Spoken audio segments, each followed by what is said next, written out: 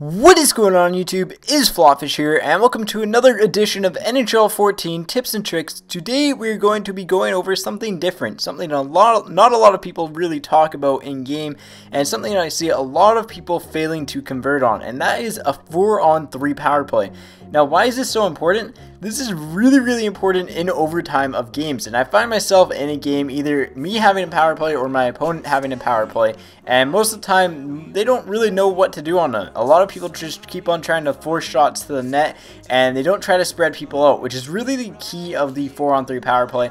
And it's starting to get, like, once you start to get this down, you'll notice you'll be scoring a lot more on them. You'll be getting those OT winners, and again, it's just very effective in helping you win games. So let's hop right into a 4-on-3 power play.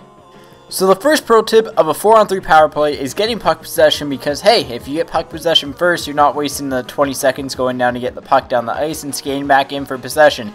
And there are actually a lot of good ways to score on a faceoff, such as winning the draw back to the point. As you can see here, I have my best faceoff man on my power play in Taste, and I'm going to win this back to Keith and do my favorite little power play, which is a point shot to the top left corner. It's a very high percentage play and can find the net a lot of the times. So unfortunately the shot gets saved by Niemi, but right here I'm going to freeze it because this is another integral part of a 4-on-3 power play. A lot of people would try to rush this play from now on, and that's the wrong thing to do. You got to slow it down a little bit from time to time, and right here I could pass it out to Hossa, but it could get intercepted. The only plays that I have is either passing it to Keith or going behind the net, and going behind the net is by far the safest play here. So I'm just going to take it behind the net, and I'm going to stop over here.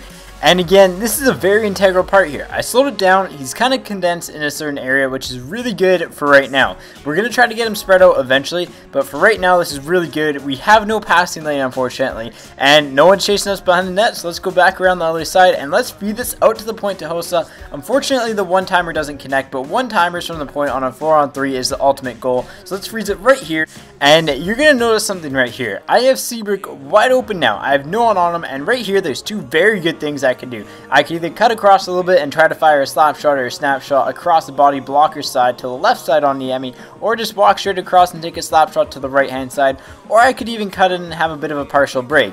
Now I'm going to do the first option and take a slap shot to the top left corner. It's a very effective way to score, and odds are I'd create a rebound even if it somehow messes up. So let's go ahead and let's roll the clip.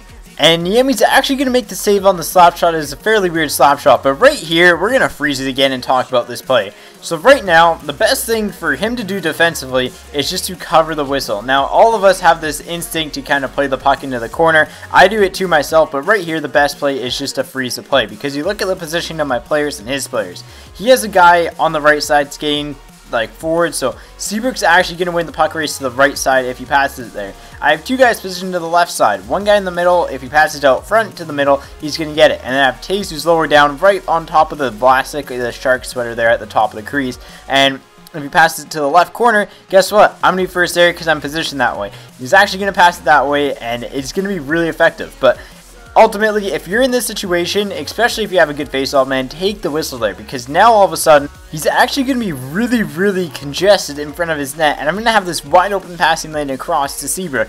Now, if Seabrook is a left-handed shot right here, that pass is going straight across right to him, because that's going to be a very high percentage scoring chance to go top right corner.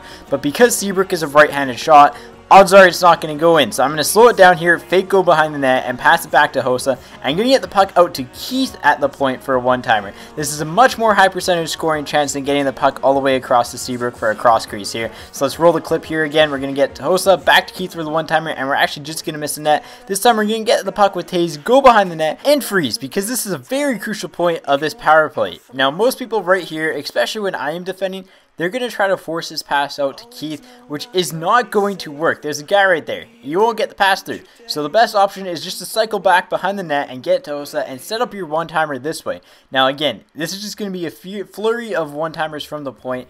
And again, it's just really simple setups, just taking the puck behind the net, setting up Hossa over to Keith. Again, right here, just making sure I'm playing the numbers game. And again, we're going to get this back. Starting to scramble all over the place, and that shot would have gone in if it didn't hit Taze. Get a poke back in, and this time, enough space, the lane's wide open, and Keith is going to one-time that home. Very effective way to kind of score on a 4-on-3 power play.